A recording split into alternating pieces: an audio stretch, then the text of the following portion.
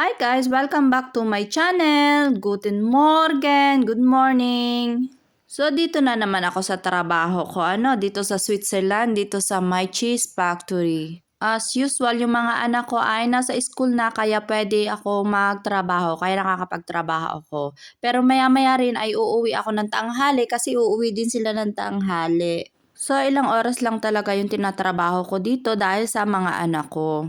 Pero okay lang 'yan kahit na ang sweldo ko ay nabawasan kasi nagbawas din ako ng oras dahil nga yung mga anak ko kailangang-kailangan nila ako lalo na sa hapon, sa umaga at sa hapon.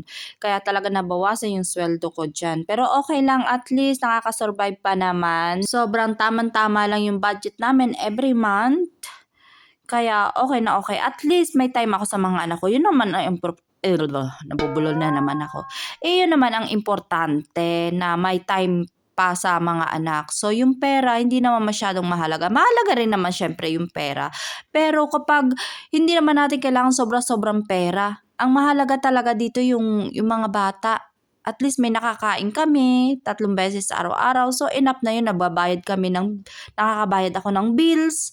So, wala akong utang. So, enough na para sa akin yun.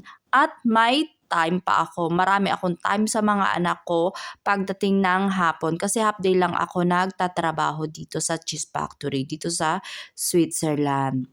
So, balik tayo sa ginagawa ko. Yung kaninan, pinakita ko sa inyo ay tinitimbang ko yung cheese kasi dapat 160 grams ang timbang ng cheese pataas. Pag bumaba na, hindi na namin siya ibibigay yung cheese, ibubukod namin kasi dapat at least 200 grams yung timbang ng cheese kasama na yung palaman.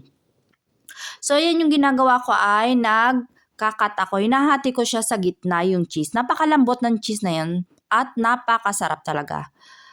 So, hinahati ko siya kasi lalagyan namin siya ng palaman. Ang tawag pala namin sa cheese na to ay labus. So, marami kaming cheese dito. Iba't iba ang pangalan at minsan ay may mga pangalan na nakakatuwa. Ito yung itsura niya sa malapitan. Bilog siya na puting-puti at malambot talaga siya. Hindi siya masyadong malambot. May pagkalambot siya. At itong cheese na to ay gawa sa gatas ng baka. After nga na makat ko itong cheese nito, mahati ko sa gitna, ay ito naman kasamahan ko ay pinapalamanan na, nilalagyan niya ng palaman. So, ito yung kasamahan ko ay isang Pilipina. Buti na lang may kasama akong Pilipina dito. So, masarap magtrabaho pag may kasama din Pilipina kasi nakakapagsalita kami ng Tagalog, nakakapag-usap kami ng Tagalog. Kasi nga dito sa Switzerland, mostly dito sa lugar namin sa Bern, Switzerland, mostly ang salita ay German language or kaya yung dialect nila na Swiss German. So buti na lang talaga may kasama ako ditong kaibigan ko itong Pilipinang ito. At napakabait din niya. So at least hindi ako masyadong naho-homesick kapag nagtatrabaho ako kasi nakikipag-usap ako ng Tagalog, nakakapagsalita ako ng Tagalog kasama siya. So yun. So madalas talaga pag magkasama kami, daldalan kami ng daldalan diyan. Dito naman kasi sa trabaho ko, wala namang problema ang mag-usap basta tuloy-tuloy lang ang trabaho at maayos ang trabaho, okay lang makipagtsismisan. So, madalas kami nagchichismisan yan. Pero mostly ang pinagchichismisan namin ay ang aming mga buhay-buhay. Yan, yung mga partner-partner namin. Wala akong partner, siya lang may partner. Ako may ex-partner. At yung mga anak namin. So, yun lang naman mostly ang madalas na pinag-uusapan namin. Minsan may ibang tao din kami pinag-uusapan. Syempre, marites. May pagka-marites din kami. Okay, sige na. Aminin ko na may pagkamarites din naman ako. Minsan-minsan lang. So, balik na tayo sa ginagawa namin. Baka kung saan pa ito mapunta. Nako. So, yung pinapalaman namin ay may kasama siyang truffle at cream cheese. Yeah, pinagsama siyang cream cheese at truffle. So, napaka-special talaga. Kasi truffle ba yun? Truffle. Truffle. Ewan ko basta truffle ang tawag namin dito. Ayan na. Hindi ko na alam kung paano ang bigkas. After nga na maanuhan namin yan, malagyan ng palaman ay tinatakpan na namin yung tinatakpan. tinatakluban. Paano may tinatakluban? Basta yung kabiak ng cheese niya, yun ang tinatakip namin. So para na siyang naging sandwich. So, ito yung ginagawa namin, napakarami, no? Minsan talaga, sobrang daming ganitong ginagawa namin. Minsan, ano siya, 1,000 mahigit ang mga ginagawa namin ganyan. At iba-iba din flavor. Ito nga yung truffle, meron din yung wild garlic, meron din kaming olive. So, iba-iba. May chili din kami. Yun, iba-iba yung flavor na ginagawa namin ng ganito. So, dati nagmamasa din ako ng ganito. Nagmamasa ba ang tawag doon? Nagmi-mix din ako ng ganitong palaman. Pero kasi, nagkaproblema ako sa kamay ko. Na ano siya, yung para siyang nabalian yung kamay ko. Kaya hindi na ako nakakagawa ng mixture nito kasi nga masakit yung kamay at mabigat talaga itong mixture na to, napakabigat. So kailangan mo talaga i-mix din by hand. So dun parang nalustrid yung kamay ko. Kaya yun, hindi na ako nakakapag-mix. So yung mga kasamahan ko na lang ang nakakapag-mix niyan. So ito na lang yung mga kaya kong gawin, magpalaman, mag-cut, magtaklob at magbalot yan. Mamaya babalutin pa namin yan pagkatapos namin yung palamanan. Palamanan o palamanin? Palamanan. So, before talaga kaming humahawak yan sa cheese, lagi kami nag-hand disinfect. So, para malinis na malinis talaga yung aming kamay. Madali lang naman yung pagbabalot nito. Meron ditong foil. Meron kami mga foil. Kulay pink yung foil niya. So, kapag truffle yung palaman, pink. So, iba-iba yung foil na ginagamit namin sa iba't ibang palaman para alam kung ano yung nandoon sa binalot, kung ano yung laman ng nakabalot.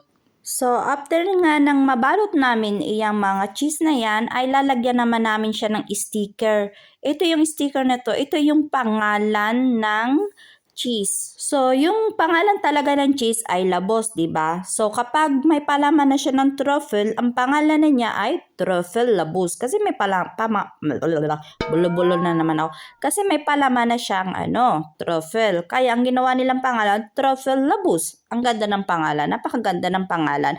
At sobrang sarap to. Yung may palaman na siya ng truffle at cream cheese, sobrang sarap.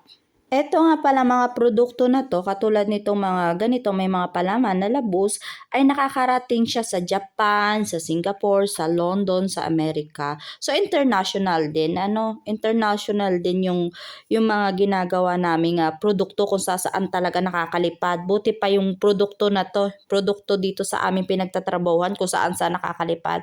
Ako, hindi ako makalipad-lipad kung saan-saan kasi walang pera. May pera naman pero pang bills. Yung tipong pagkasweldo mo ay parang dumaan lang yung pera sa palad mo tapos sa mga bills na napunta. Tapos zero ka na naman, zero balance. So, balik na naman tayo sa ginagawa namin. So pagkatapos namin siyang ilagyan ng etiquette, so nilalagay namin siya dito sa green basket. Lahat ng produkto namin ay nilalagay namin dito sa green basket. So, niya, convenient ba? Napaka-practical niyang gamitin kasi natutupi rin siya.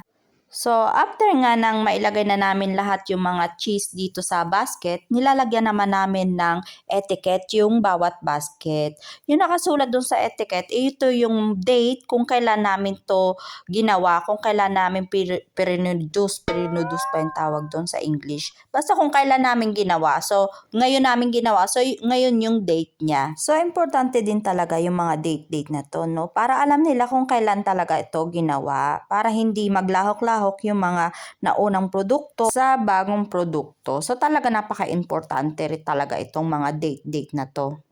So after nga na matapos namin itong ginagawa naming cheese ay ibababa namin na siya sa baba dun sa pinakang storage niya. So marami din iba't ibang cheese doon. So malamig siya, para siyang malaking ref.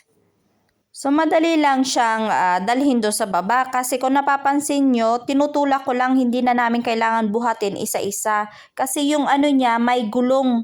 So, napaka-practical niya pag ganito. Tulak-tulak lang. At saka may elevator kami dito para isasakay namin sa elevator. Hindi kami maghahagdan pag may mga dala-dala kaming mga produkto para mas madaling bumaba, tumaas.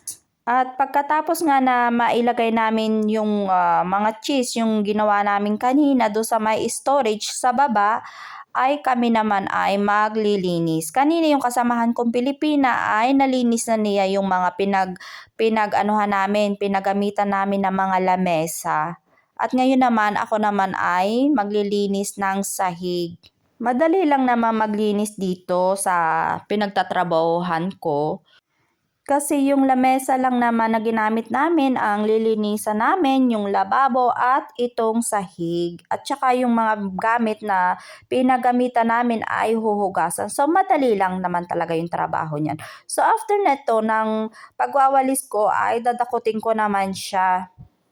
Hindi yung kamay kasi may pandakot siya, may maliit siyang walis na pangdakot. So ito yon sinasabi ko. Ayan, para maalis yung mga dumi-dumi-dumi bago ko padaanan ng machine. Merong machine na pang sahig para talaga sobrang malinis siya. Kasi itong machine na to may tubig na may sabon. So automatic na pag pinadaanan mo, dumaan ka sa sahig ay malinis na automatic yung sahig. So high-tech na machine na to.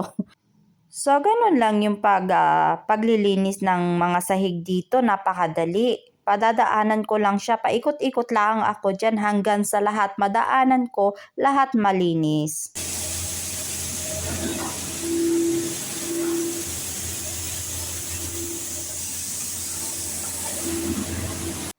So guys, dito ko natatapusin ang aking vlog and thank you for watching and I hope na nag-enjoy kayo sa aking video, sa aking pagdadaldal dito, sa aking pagchichismis. At paki-like at mag-subscribe po kayo sa aking channel. Bye! Shonen Tag! Cheers!